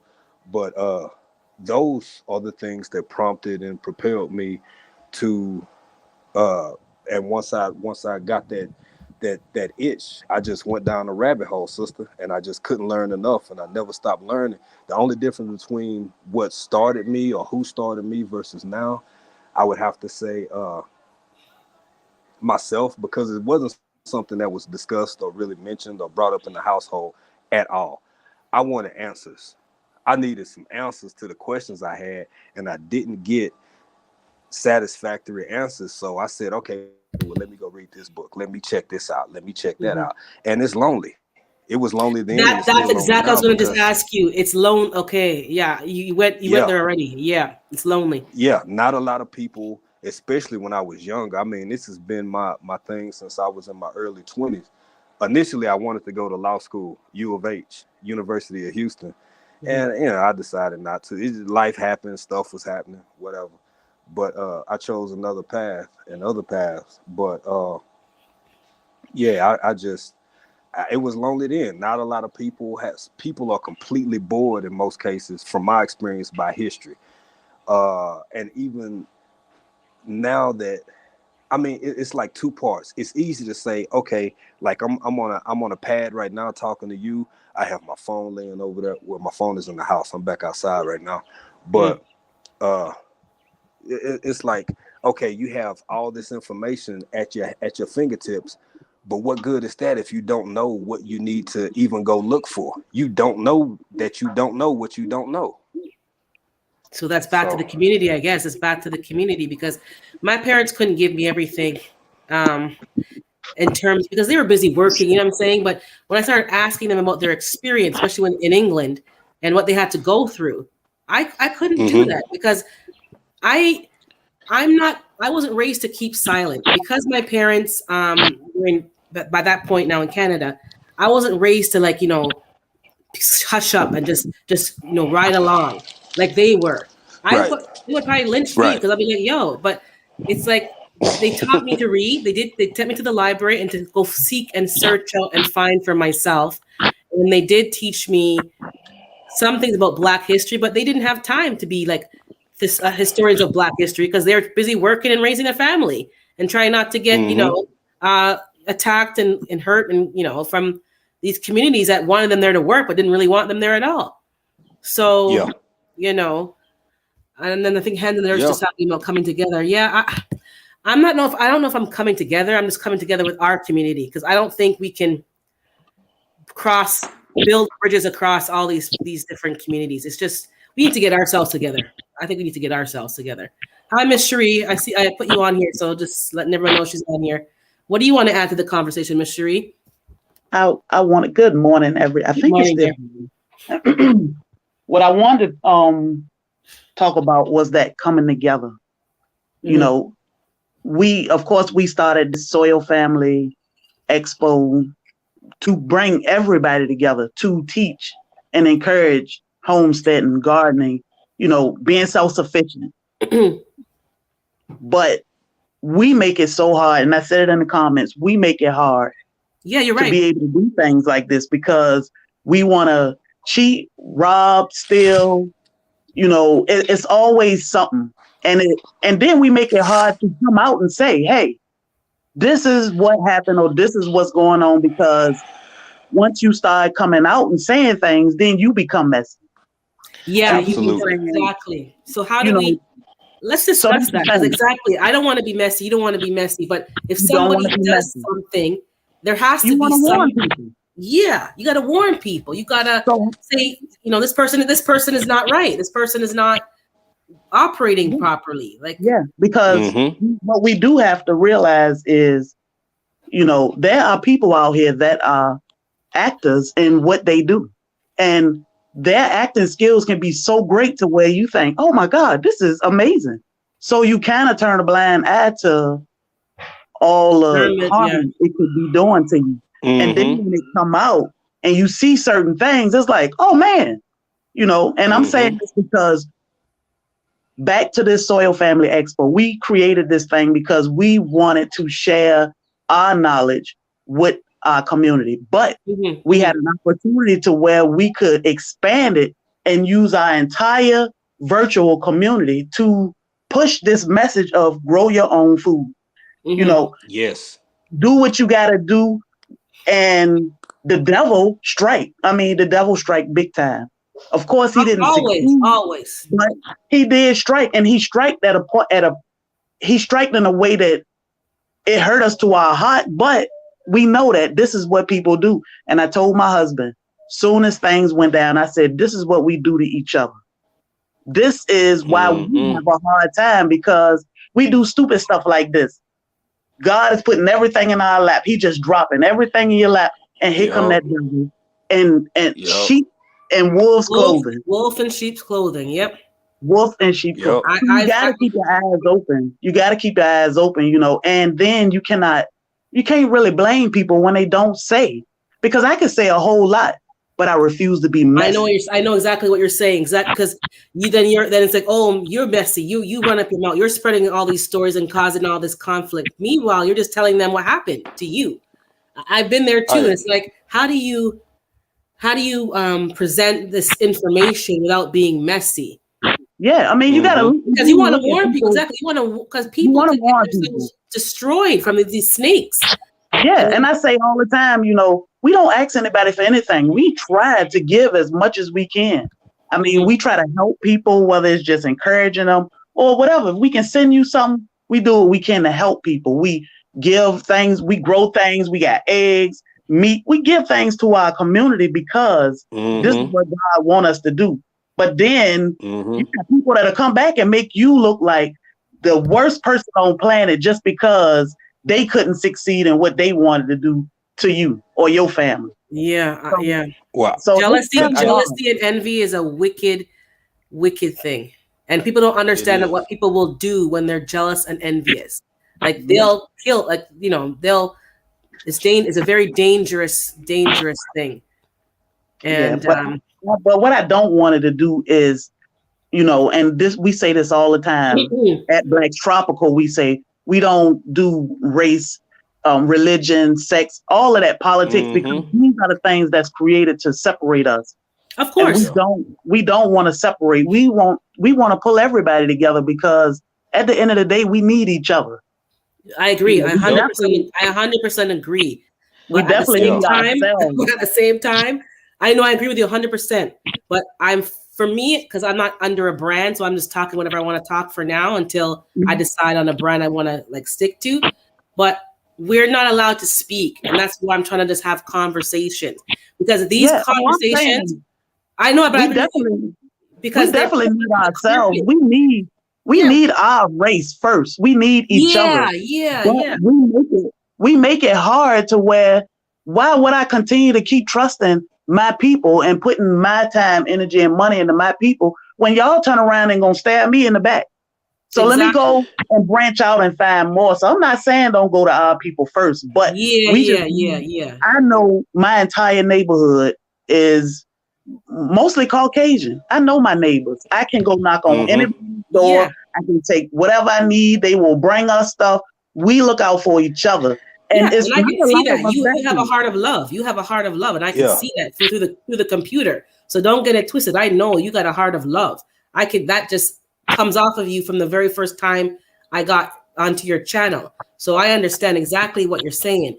But it's like we the people like to cause a lot of mix-up. Even when it comes to religion, I have people who are my friends who've been there for me, and we're not of the same religion. Because we understand, let your conduct and your lifestyle speak for itself. All the doctrine arguments and all the theology arguments really don't make a difference. That don't help me feed my family or feed your family, your heart and your conduct. So I don't care if you're Muslim. My good friend is Sikh, and she's been more of a help to me than people in my own, faith. So I understand all of that. You have to just conduct yourself with love and respect and kindness to everybody. And that's the problem. You have to, and there's a lot of people that still do that, but underneath they got a hidden objective that you don't see until they get greedy or get silly and they want to strike, and then you see it. But sometimes it's too late. So that's why I'm saying, Hey, I hear you. I hear you. I'm Urban Gardener. I'm gonna step down. I just want to speak to Miss Cherie real quick before I dip out. Hey, Miss Cherie, it's a pleasure to meet you. I love y'all channel. It's nice to be speaking with you, and I agree with you 100%. And that's one of the reasons why I kind of I move the way I move. I don't get in grown folk bit because I've been down those roads before. And it's fun, and like Urban Gardener, you got way more. You was like your enthusiasm, your passion towards certain things. That was me like maybe 10, 12 years ago, because we reached different realizations and different points in life at different times. But I totally get it. I totally understand. And that's one of the few things I do emphasize is we are at a point globally, but especially in the United States. If we up and decide to, if we shut down our business and I move back to the States, it's gonna be in Texas. It's gonna be right around my folk. And my personal opinion is I choose to build with people that's trying to build the same things I'm trying to build. Yeah, that's right. Like-minded. And I'm like I said a while ago, man, you could be a Korean next door, you could be a Mexican on this side and white folk across the street, and from Honduras in the other two houses. I don't care. Are you trying to grow? If things go down, I mean, you got all the stuff with baby foods, you got this shutting down, you got avian flu, you got all of these things. I got family members that still look at me like I'm crazy, because they don't understand why I did what I did, why I'm over here, why I talk about gardening, why I'm still trying to work on cars, like why I live the way I live. So if you don't look like me and you think like me and we can help each other, I done got old, y'all. That's all I care about. I'm old. I'm past. Exactly. That's right. And then now it's detrimental to build your team and know who got your back. But you got to keep your eyes open, because here come that wolf. Yep, the wolf. You start seeing the fangs, man. Yeah, I'm telling you. And I don't know what happened. I don't know what happened with y'all. I hate I can't miss it. I mean, we missed it. Hopefully next year we can try to line up with y'all, because we're gonna try to get home later towards the end of the summer. get back to the state. So hopefully next year we can catch the meetup. And again, I don't know what happened. I ain't heard nothing but good things about it, and I'm happy for everybody. And y'all just stay blessed and keep doing what you're doing, and keep grinding, and don't let nothing or nobody get in your way. And, before you go, African, sorry, I just want to say, guys, please check out, I think Micro Farmer has it posted on his community page, the GoFundMe page in regards to collecting the money for the children. Can you just please summarize? Because at first it was for 2 children. Now we're going to 3 children, I think you said, or it was said. Yeah, I saw Micro Farmer said that on the live. And this is. Please just discuss that for everybody here. Okay, yeah, we're going to go into that real in-depth Monday, and on our live Tuesday, we'll have more details. On Tuesday, okay. Working on. Okay. And but just a quick summary. So what it is, this is something that I didn't initiate. I have made mention a few times that how me and my wife contribute on our own to help these school children over here. Now, the difference between 2 kids or 3 kids is what we had to do. We had to condense it because we help about 3 or 4 different families with different kids. They go to different schools. You have primary school and secondary school. So you have different costs, different expenses, different needs. What we did was picked one school that we're going to help children from one of the schools we already helped. And we don't want any more. If you want to cash app us, that's for personal. So we cut that off. We transferred all the money over to a GoFundMe. Make all your donations for the contribution to the school children only to the GoFundMe. Micro Farmer has it up. I think Hands in the Dirt has it up. We don't have a community page. Neither do I, so I'm sorry I can't post it. But if you put it on Instagram, I can retweet, whatever they call it. Okay. Post it. Yeah, I make sure I share it out too, but make sure you try to make it in a foundation so that your legacy can carry on and you can be protected. Yeah, and you know what, Miss Sherry, this is my first time like even doing something like this, and it's already kind of annoying. It's a pain in the behind because when you're dealing with other folk, it's like I understand. That's what I did for non-for-profit, and it can be very it's stressful. Right. But you got to think about it. Look at all of the smiling faces and the people that you help, and not just the kids, but that helped the parents, the families too. So you got to look at the big picture, even though it's stressful. Long as because I've learned that with this expo that God can bless you in so many ways, and then it can be taken away just because of one little simple mistake. So definitely protect yourself. Throw your heads in that book to make sure you know exactly what to make sure y'all are protected. So those kids, y'all are helping people, and God gonna make sure you got everything you need. So absolutely. Okay, so we'll look up the community posts, and you're gonna make it just basically strictly on the GoFundMe page so that it's clearly separated and clearly separated. Please put it on Instagram, and we'll all share that out as well. Because and everyone can do their part. And then on Tuesday on his live, he will go into greater detail of the breakdown. And then you can rewatch it if you miss it of what they're doing. Because he went to a school, there's so much per year, US dollars to cover a child's all their expenses. And then Micro and Hands in the Dirt spontaneously wanted to do something. And this is all spontaneous. So everyone be patient and understanding. He did not get a chance to really organize this properly and have all his T's crossed and I's dotted.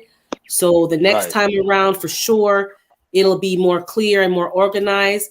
But at this point, let's just help some children and get the funds into the hands.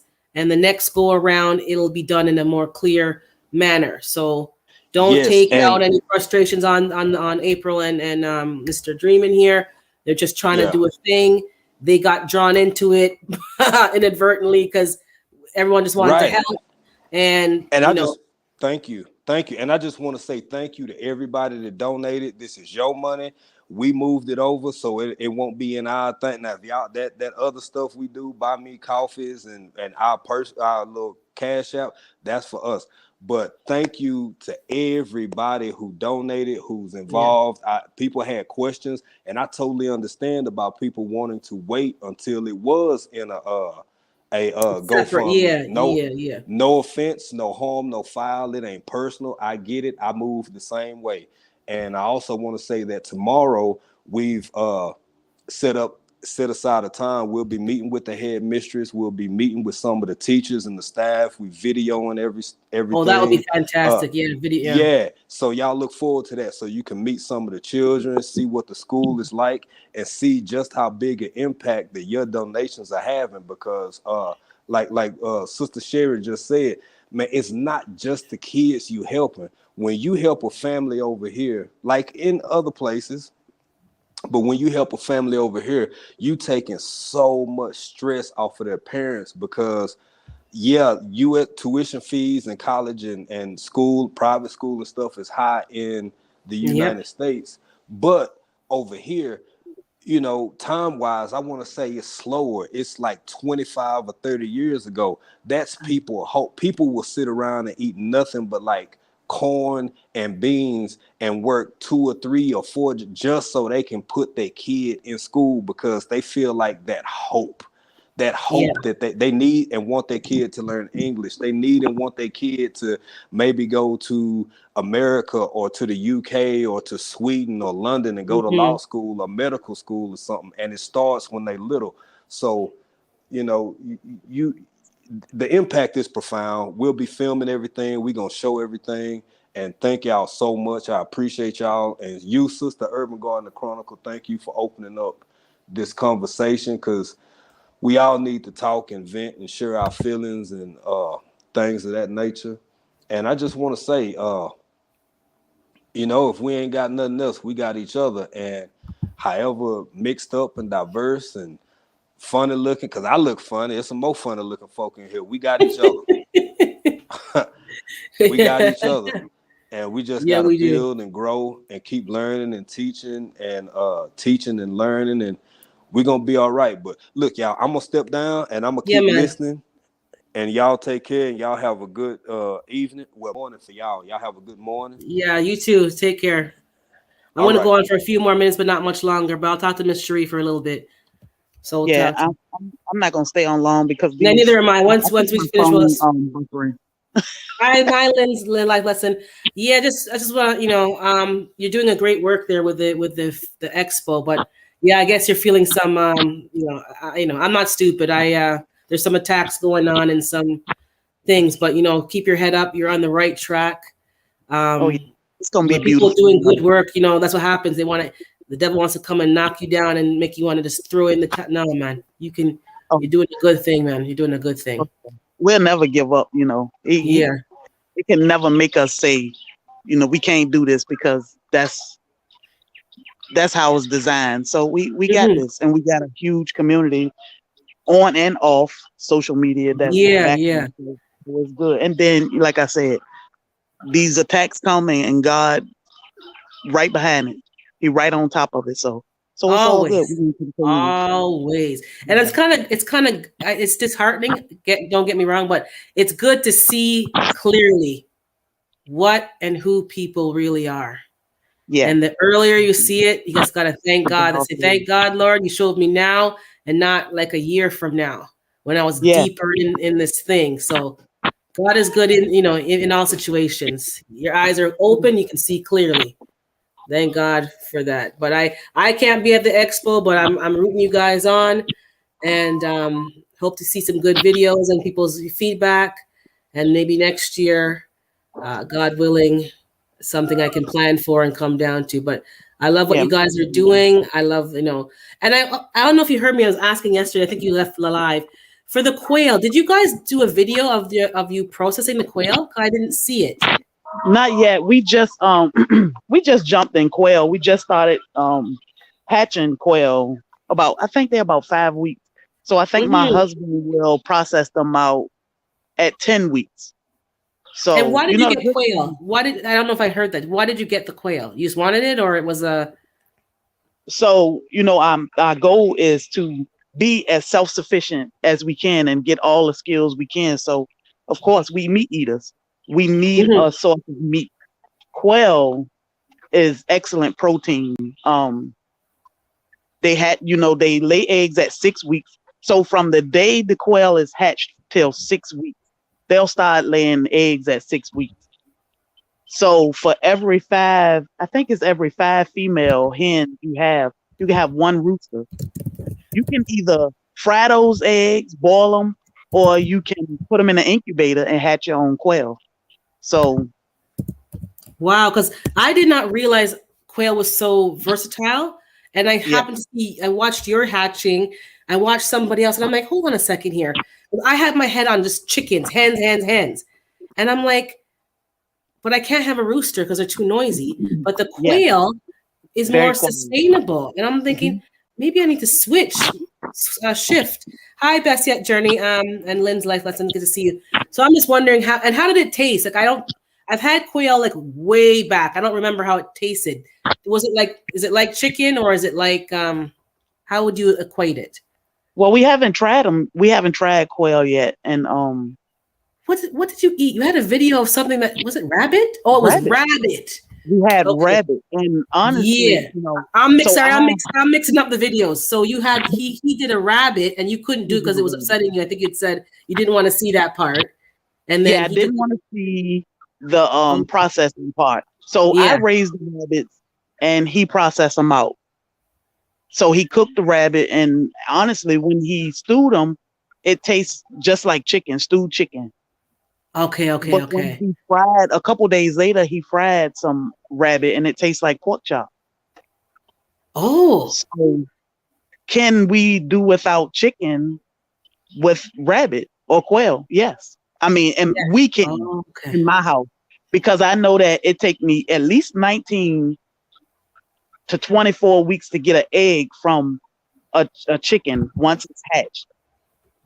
And then you don't have a rooster either, right? You don't have a we don't have a rooster. So you can't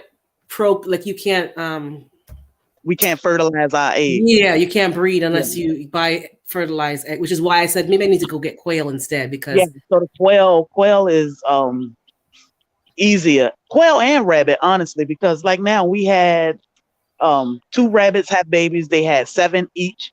So we sell 3 or 4 rabbits, we put the rest in the freezer. So that way the rabbits pay for their own feed, they pay for their own everything, and we constantly have meat. That's exactly what my goal is. It pays for itself. Because I was talking to my family, and we're like, they don't want to be spending, you're working to spend money to feed these animals, and it's costing you more. So I'm like, I want it to be, it pays for itself, where it's not, I'm not out of pocket. And you can sell quail. Yeah. You can sell quail eggs for $12 a dozen or so. You can sell 1 quail for $40, $50. 1 quail. So, it definitely pays for itself. And we don't do this because we can't afford to eat. It's just about being prepared. Sustainability, of course. Getting yourself together for that. What else? So what else? We gonna eat. We got fruit. We got vegetables. We have herbs for medicines. And we have chicken, rabbit, and quail. So right now, do you need to how often do you go to the store? You and your husband shop at the outside store? We shop once a month. Most of our shopping is, we do buy our meats from the store, but it's not something that we have to have, because that's what I'm getting to. So you can live basically a month without really relying on the store. You go get your toilet paper, your other stuff, but we haven't even bought toilet paper in forever. So what happened was, I learned a coupon, and I went and mass bought. I didn't even buy. Most of it was free. So we haven't bought things like washing powder. We don't have to buy personal hygiene items, but I did learn to make all these things too, because I like exploring with new things and trying different things. And a couple years ago, I said, well, let me try to make my best friend a spa package, scrubs, lotion, body wash. So I made all of it. Cleaning supplies. She wanted green cleaning supplies. So I made everything natural. So now I have that skill to where people say, bleach is expensive or they can't find this. Well, I just make my own. So I don't worry about anything. I don't notice too much. I notice things. I don't watch TV, but when I go in the store, sometime I'll look. Now I look more, but it's just so I'll know that. Yeah. I hear people So saying you're almost like 100, like, you know, you're closer than most people to being 100% self-sufficient, and you're in an urban environment. You're not in a remote area. Like, you're living in a developed area. So that's commendable, man. Wow. We have neighbors. And I'll ask my neighbor, can you hear that chicken? One day I was talking to my next door neighbor. I said, you hear a chicken? She said, I never hear a chicken. I never hear anything from over there. So, and we have over 100 fruit plants. You know, we have tons of vegetables, herbs. We have 21 meat birds now, 17 hens, 20 something quail, 19 rabbits, and you hear nothing. I'm standing in my backyard, as a matter of fact. I can hear some like ruffling of, you know, animals, but I don't hear a lot of noise. But where is your quail outside? Yeah, the quail are outside too. Okay, because I know you're in a warmer climate, so you don't have to worry about snow and all that. But so the quail's outside, the meat birds are outside, the chickens have their own. Okay. Everybody. Only people stay in the house are my husband, I, and my 2 dogs. Everything else, we did shelter. We bought a 20 by 10 foot tent, and we put it back over in the yard, out of the way, and that's where we have 4 hutches. We have quail and rabbit under that tent. So if it's raining, they won't get rain on. They protect it from the weather. So other than that, you know. So your neighbors don't hear anything, and they obviously don't smell anything. You're keeping it all organized and, you know, cleaned out and composting, and you got like, it's a full self-sufficient circle of livestock and growing. That's excellent. I like to hear that. So, I haven't really heard people doing it urbanly, but you're a good example. That's good. Yeah, I say the worst thing is my dogs. My dogs smell terrible when they use the bathroom. Yeah, the chickens don't have a smell. The quail, they do have a smell, but you can't off-putting. It's not off-putting. It's just a smell. Yeah.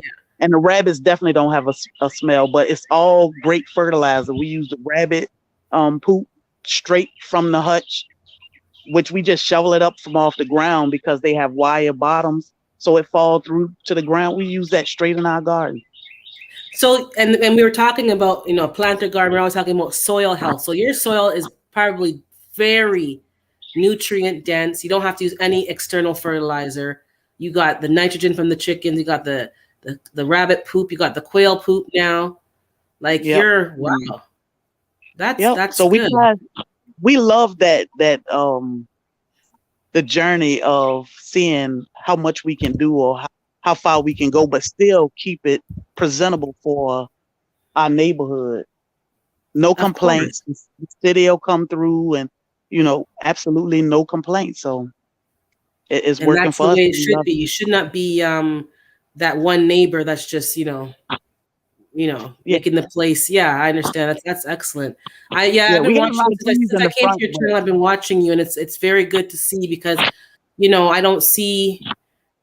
I wanted to see an example of that. Like, how can I be self-sufficient in an urban environment? Because I got neighbors as well, and raise birds and just be self-sufficient. And it's nice to see you guys doing that. So thank you for your example, man. It's really good. And you've always been very, as I said, like, you can feel the love. You're welcoming. You're supportive. You're about community. And it's like, when I came on this platform, I'm like, I was kind of apprehensive. And then right away, the right people, I got hooked up with the right people. And it was great, man. Like you and your husband, watching, African Dreaming, like, there's a good community of people. So thank you for being you. Thank you for being you. Yeah, it's a beautiful community. And, the good thing is we are real people. A lot of us are real people. You can email us. Like, a lot of people have my phone number. Yeah, because I know I got your phone number.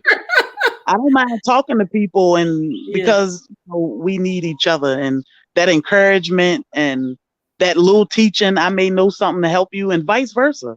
We learn from each other, but it's definitely a beautiful community, and we need this. The world needs this. Wow, that's That's thank you. Because I'm like, we always like to, talk about negativity in terms of, but when people do positive things, we need to also say that out loud as well. Like verbalize it, like and appreciation. So I definitely appreciate you and your husband. I was very scared of being on social, this platform, and the majority of the people have been very positive, and and thank you for being you. And everybody even on this live, it's just like there's been so much positivity.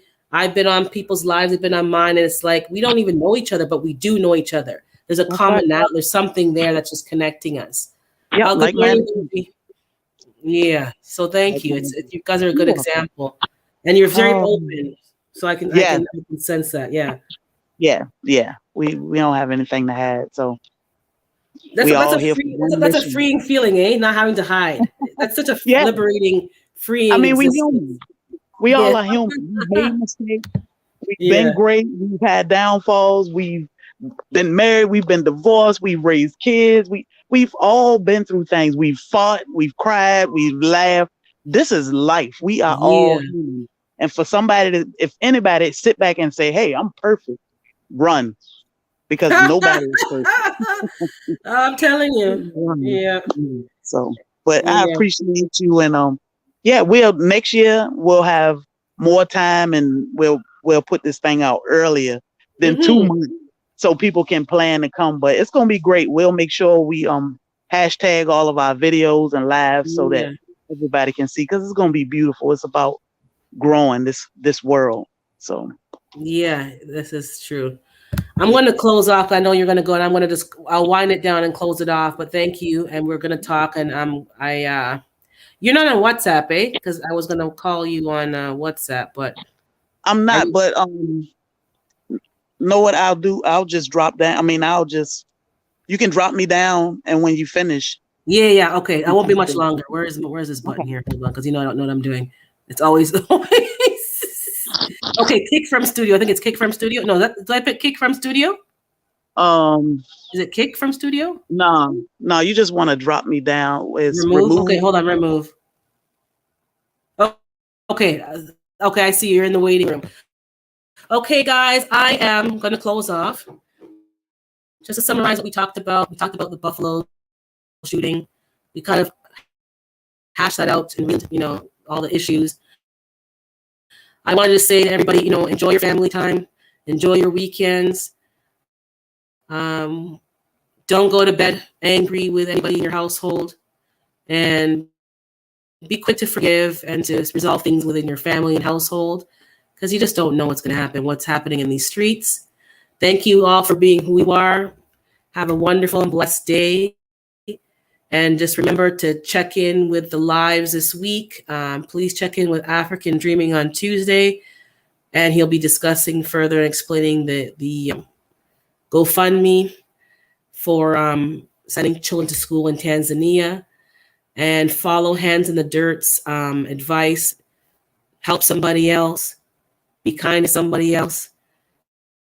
And God doesn't owe us anything. Everything you do, it will come back to you. And the negativity and people who are not doing right, God will, he sits high and looks low. So don't think it's not going unnoticed. God will vindicate all of us. Have a wonderful day. I've been watching all you guys, and you'll see me in the comments. But keep going, guys, and I'll see you this week in Life Chess. Peace out.